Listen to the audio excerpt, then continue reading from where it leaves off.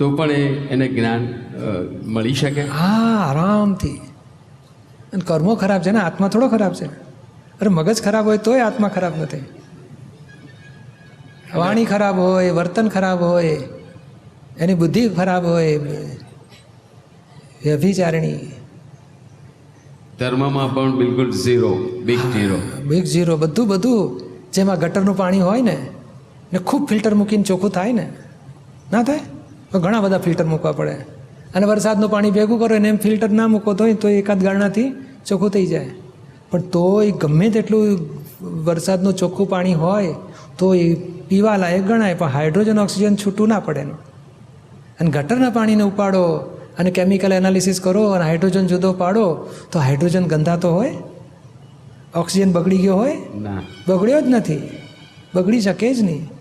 એવું ગમે તેટલું તમે કહો હું ઝીરો છું ને, હું હીરો છું ને, હું ડાયો છું ને, હું ડોટ ડાયો છું ને, હું કહે ને કે માસ્ટર ઓફ ઓલ ને જેક ઓફ ઓલ ને માસ્ટર ઓફ, શું ગમે તેવું કરો ને તોય તમે આત્મા તરીકે શુદ્ધ જ છો. એ જ્યાં અજ્ઞાનમાં લાખો વિભાજન પડે, હવે આત્મા તરીકે શુદ્ધ જ છો. એ જ્યારે સાયન્ટિસ્ટની દ્રષ્ટિએ અને વૈજ્ઞાનિક પ્રયોગમાં જો પાણીને મૂકે ને તો હાઇડ્રોજન ઓક્સિજન શુદ્ધ તરીકે પ્રાપ્ત થઈ શકે, બગડ્યા જ નથી. એટલે આ બહુ વિજ્ઞાન કહેવાય છે. એટલે માટે ધર્મ એ બધો ડેવલપમેન્ટનો રસ્તો છે. અશુભ છોડતો જાય, શુભને પકડતો, ફિલ્ટર કરતાં કરતાં પાણી ચોખ્ખું કરવાનો રસ્તો. આ તત્વજ્ઞાન તો 2H+O એટલે સાયન્ટિસ્ટની દ્રષ્ટિએ વૈજ્ઞાનિક પ્રયોગથી છૂટું પડી ગયા, કાયમ માટે છૂટું. પછી જય સચ્ચિદાનંદ. અમુક શાસ્ત્રોમાં એવું કીધું કે સ્ત્રીઓને મોક્ષ નથી, તો એ કેવી રીતે બની શકે? એટલે સ્ત્રી ભાવમાં રહ્યો તો મોક્ષ નથી, આત્મભાવમાં આવે તો એનો મોક્ષ થાય વગર એ નહીં. તમે શુદ્ધાત્મા છો કે કમળાબેન? તો શું કહો? શુદ્ધાત્મા. હવે તો શુદ્ધાત્માનો મોક્ષ થવાનો. તમે કમળાબેન છો કહો તો તમારો મોક્ષ ના થાય. એ વાત સાચી છે, પણ વાત એટલે બીજી રીતે સાચી છે કે ભાઈ આ પેલું 150 માઇલ પર હોય, કોઈ 500 માઇલ પર હોય, કોઈ 1200 માઇલ, તો 1200 વાળાને વહેલો થાય કે 200 માઇલ વાળાને વહેલો થાય? 200 વાળા. હા, પણ પેલો પણ જો ચાલતો 200 માઇલ પર આવશે તો એનો મોક્ષ થાય કે ના થાય? થાય. એના જેવી વાત છે. એ પછી જો બીજે ફરવા જતો રહે તો 1400, 1500, 1600 માઇલ પર, તો એનો પછી સેન્ટરમાં નહીં આવે. એક ધ્યેય જો પકડીને ચાલ્યા જ કરે કે મારે એરપોર્ટ પહોંચવું છે, પછી 1200 માઇલ દૂર કેમ ના હોય? ધીમે ધીમે ધીમે ધીમે 1, 2, 3 અવતારમાં પૂરું થઈ જશે એનું. પછી રસ્તામાં ધારો કે બીજા અવતારમાં પછી સંસારમાં લપસી ન પડે ને? એ તમારે સંસારમાં રસ હોય તો પડાય લપસી, અને સંસારમાં રસ હોય, આત્મામાં રસ હોય તો નહીં લપસી પડાય, એની ગેરંટી. એવો દ્રઢ નિશ્ચય કરીએ આપણે તો ના પડી જવાય કે હવે સંસારમાં પડવું જ નથી, તો નહીં પડાય ને? ના, દાદાની 5 આજ્ઞા પકડો ને તો સેફસાઇડ થઈ જાય, એની ગેરંટી. બરાબર. કેવિન રાજેન્દ્ર છેડા. સૌથી પહેલો પ્રશ્ન એ છે કે આપણે અહીંયા અક્રમ માર્ગ છે અને બીજો ક્રમિક માર્ગ હોય છે. હમણાં વર્તમાને આપણે ભગવાન મહાવીર સ્વામીનું શાસન પ્રવર્તે છે, તો ભગવાન મહાવીર સ્વામી તો કેવળ જ્ઞાની હતા, તો એમણે ક્રમિક માર્ગની કેમ પ્રરૂપના કરી, જે આપણે કહીએ કે દુર્લભ છે, કે ફ્રેક્ચર થઈ ગયો છે? એમણે પ્રરૂપણા કરી હતી, પણ એમણે જ બધું કહ્યું હતું કે આ કાળ 5મો આરો આવી રહ્યો છે એટલે બધી મુશ્કેલી પડવાની છે. એટલે હવે આમાં ટૂંકી વાત એટલી છે કે શાસન એમનું જ ગણાય અને ક્રમિક માર્ગે બરાબર છે, પણ આ કાળમાં બની ગયું આવું. અને આ દાદાએ આવી શોધખોળ કરી કે ભાઈ આ કેમ આ ક્રમિક માર્ગ ફળ નથી આપતો? આ મન વચન કાયને એકાત્મયોગ તૂટી ગયો છે, એટલે મનમાં હોય તેવું વાણીમાં નથી, તેવું વર્તનમાં નથી આવતું, એટલે ફળ આપતું નથી. દેહથી ઉપવાસ થયો, મનથી તે કે ભાઈ ફ્રીજમાં મૂકી રાખજો કે કાલે ખાઈ શકે છે, એવી આ વિકૃતિ થઈ ગઈ છે, ચંચળતા થઈ ગઈ છે. એટલે હવે થઈ ગયું છે, એને હવે ઉપાય શું? તો કે અપવાદ રૂપે કુદરતી બન્યું, અક્રમ વિજ્ઞાન ખુલ્લું થયું. અને છે શાસ્ત્રમાં બધો ઉલ્લેખ છે, ક્રમાગત માર્ગ અને અક્રમાગત માર્ગ. તત્વજ્ઞાન તરંગીણી શાસ્ત્ર છે, 500-700 વર્ષ પહેલાંનું જ છે.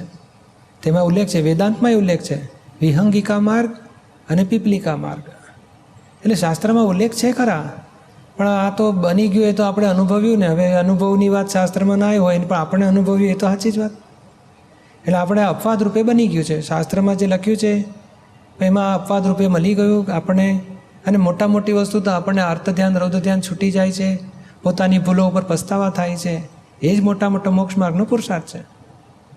સમજાય ને? એટલે આપણને ખોટ ક્યાં ગઈ એમાં? શાસ્ત્રમાં જડે ના જડે પણ છે તો હકીકત ને. નહીં એટલે અને question વિતરાગ એમાં ભગવાનથી વિરુદ્ધ એક પણ શબ્દ નથી. વિતરાગ ભગવાનોથી, કૃષ્ણ ભગવાનની ગીતાથી એક શબ્દ વિરુદ્ધ નથી અહીંયા. નહીં, પ્રશ્ન ખાલી એમ હતો કે એ તો કેવળ જ્ઞાની હતા, એમને ખબર જ હતું કે પાંચમા રોજ, અને એ લોકો કાળ પ્રમાણે પહેલા અને છેલ્લા તીર્થંકર તો એમનું વિધાન ફરમાન અલગ જ હોય. એ બધું કેવું છે, એમના જ્ઞાનમાં બધું જ હતું, પણ ઉદયવાણીનો નીકળવો જોઈએ ને. અને છતાં કે ને કે દાદાએ શોધખોળ કરેલી છે કે 15મા કે 14મા કે 16મા તીર્થંકર વખતે આ રહસ્ય ખુલ્લું થયેલું કે અસંયતી પૂજા નામનું 11મું આશ્ચર્ય થવાનું છે. અને અસંય એટલે ગ્રહસ્થી વિશે જ્ઞાની પ્રગટ થશે અને જગત એને પૂછશે, એવું આશ્ચર્ય 3 લાખ વર્ષ પહેલાં બોલાયું છે. અને કોઈ કંઈ યુગ પુરુષે કીધું છે, આ શાસ્ત્રમાં કે છે 12,500 એકાવતારી થશે અને યુગ પુરુષ પાકવાન અને જૈનેતર થશે, એવું શાસ્ત્રમાં લખેલું છે. આ છેલ્લા કોકે મને કહેલું, 2-3 જગ્યાએથી વાત આવી હતી. હજુ એને એક્ઝેક્ટ પ્રિન્ટ મારી પાસે નથી આવી, પણ શાસ્ત્રમાં લખેલું આવેલી જ વાતો છે કે યુગ પુરુષ થશે અને જૈનેતર હશે અને જૈન ધર્મનો ઉદ્ધાર કરશે. બોલો હવે આપણે તો આમાં કેવું છે કે પુરાવા મળે કે ના મળે, આપણે મેં પેટ ભરાય છે ને આપણું, એ મોટી કિંમત. પેલા ચર્ચામાં જ રહે ને, ભજીયા ખાવાથી પેટ ભરાય, તો કે ના ભજીયાથી પેટ ના ભરાય, રોટલાથી જ પેટ ભરાય. બે ચર્ચા કરીને થાકી જાય, બે ભૂખ્યા જ હોય, અને આપણે તો કે આજ ભજ્યું છે કે રોટલો છે, મને ખબર નહીં, મેં તો ખાધું, પેટ ભરાઈ ગયું, તો આપણે માટે કામનું. બાકી પેલી ચર્ચાવાળા દુઃખી થાય અને આપણે શાંતિથી સૂઈ જવાનું ભજીયા ખાઈને. હજી એક ક્વેશ્ચન છે. શું? મેં હમણાં રવિવારના જ્ઞાન લીધેલું. તો જ્ઞાન લેવાનો મેઇન પર્પસ એમ હતો કે પહેલાં વધારે જાગૃતિ નથી રહેતી, તો અહીંયા મહાત્મા લોકોને જોયા તો આપણને લાગે કે વધારે જાગૃતિ રહે છે, તો એટલા માટે મેં જ્ઞાન વિધિમાં બેઠો હતો. પણ મને છે ને એના પછી કંઈ એટલો ફરક જણાતો નથી. મીન્સ હું તમને પહેલાં જેવી રીતે સાંભળતો હતો એવી રીતે જ હમણાં હું સાંભળી રહ્યો છું. બરાબર છે. એટલે તમે મને કહી શકો કે જ્ઞાન વિધિની કાંઈ મને અસર થઈ કે ન થઈ? એ તમને એમ જ લાગે નથી થઈ, અમને લાગે થઈ ગઈ, પૂરેપૂરી થઈ ગઈ.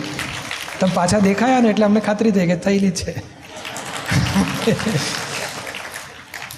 એટલે તમે આમાં કેવું છે કે ભાઈ એક ડગલું પાછા ફરવાથી કહેજો કે મને દેખાતું નથી, અડાલજ આવ્યું દેખાતું નથી, તો કે ના તમે થોડું ચાલો પછી ખબર પડશે, પછી માઇલસ્ટોન દેખાય, હા આ કલોલ ગયું હવે આવ્યું, હા અડાલજ નજીક આવ્યા આપણે, એટલે દેખાશે. થોડું ચાલો ને આ માઇલ પર, આ રસ્તા પર ચાલો ખરા થોડા માઇલ, તમને અનુભવમાં આવશે કે ના આ તો શબ્દો પકડીને ચાલો, કારણ અનુભવ પછી પ્રગટ થશે. મહી ટચ થયું છે, એ થોડું શબ્દો પકડીને ચાલીશું ને, અને થોડી શ્રદ્ધા રાખવી પડે. રાખવી એટલે માટે કે તમે કહે ને કે તમારી પાસે તમે જેમ પાટી ભરેલી હોય નહીં, બાબલાએ ઘણું બધું ચિતર્યું ને પછી કે મને એકડો લખો ને આની ઉપર, પછી મારો એકડો ક્યાં ગયો, જડે જ નહીં. ચિત્રેલી પાટી દીપકભાઈ શ્રદ્ધા છે ત્યારે જ અહીંયા આવ્યા છે. હા એટલે જ કહું છું કે આ તમારો શ્રદ્ધાનો ગુણાકાર. હવે તમે થોડો ફોલો કરી જુઓ, 5 આજ્ઞાના 5 શબ્દો. અને શું નામ તમારું? કેવિન. તો કેવિન જુદો છે ને હું શુદ્ધાત્મા છે, એવી શ્રદ્ધા તો બેઠી ને. નહીં, એ છેલ્લો ક્વેશ્ચન એ જ છે. ના પણ એ શબ્દ તો ખબર પડ્યા ને કે આ રિલેટિવ સ્વરૂપ ને આ રિયલ સ્વરૂપ. હા, રિલેટિવ સાયન્ટિફિક સર્કમસ્ટન્શિયલ એવિડન્સને તાબે છે અને ફાઇલ સ્વરૂપે છે, સંભાવ રાગ દ્વેષ વગર નિકાલ કરવાનો છે.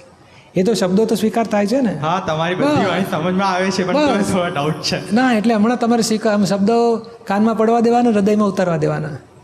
હમણાં તમે ગોળી લો છું આ કયા પ્રમાણે, સવારે 1, સાંજે 1 અને રાત્રે 1, અને પછી 1 મહિના પછી મળજો.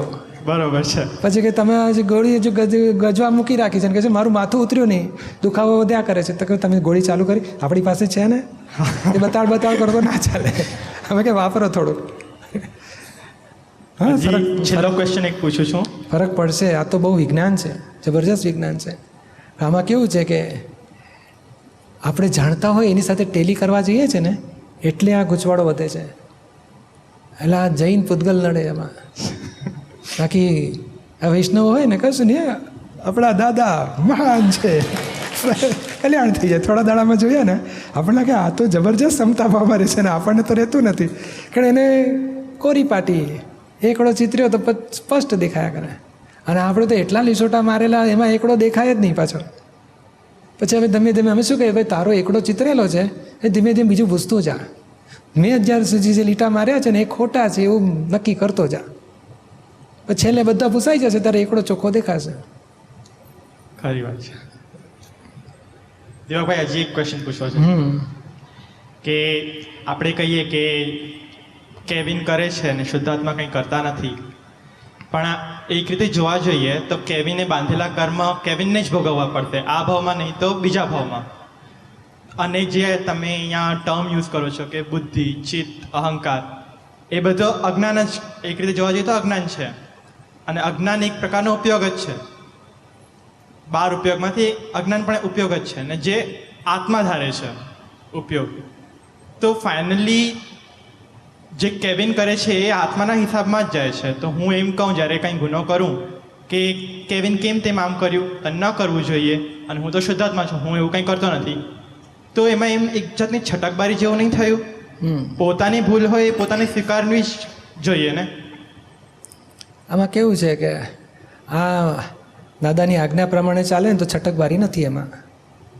અને બુદ્ધિથી એવું સાંભળીને કે વાંચીને કે ચોપડી વાંચી કે ટીવીમાં જોઈને કે સાંભળીને વાપરે કે આ તો છટકબારીઓ છે, તો એને માટે બરાબર છે એવું. બાકી ખરેખર આજે કેવિનની ભૂલ છે ત્યારે સામાન્ય નિર્દોષ જોઈને કેવિનની ભૂલ જોવાની છે. અને હું તો શુદ્ધાત્મા છું, મારી ભૂલ થતી નથી, એવું ના ચાલે. એ શબ્દો પર આ બુદ્ધિથી ગોઠવણી નથી, આ એક્ઝેક્ટનેસ છે કે આ રિલેટિવ જુદું છે, રિયલ જુદું છે.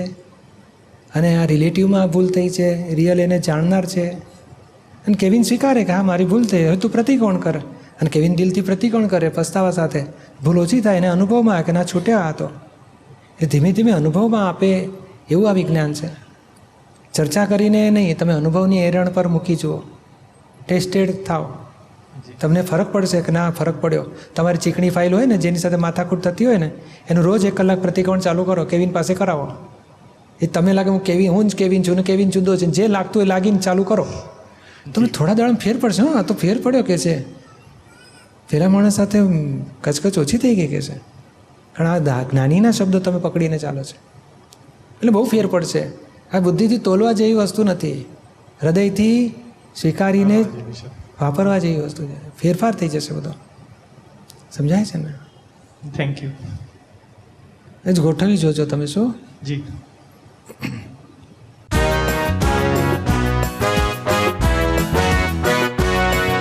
સૌરાષ્ટ્ર પ્રાંતના સુરેન્દ્રનગર શહેરમાં આવેલ નિષ્પક્ષપાતી ત્રિમંદિરની ધજાઓ દૂરથી જ નજરે પડે છે.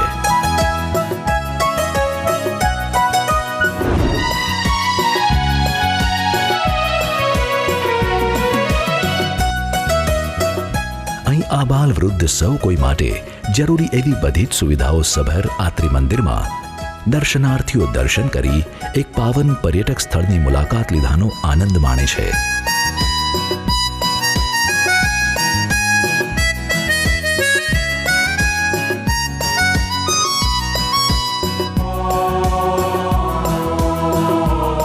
તો આપ પણ આવો અનેરો આનંદ માણવા Surendranagar ત્રિમંદિરે. It's Dada Bhagwan Foundation presentation. Trimandir Sankul, Adalaj, District Gandhinagar, Gujarat. Phone 9327 010101.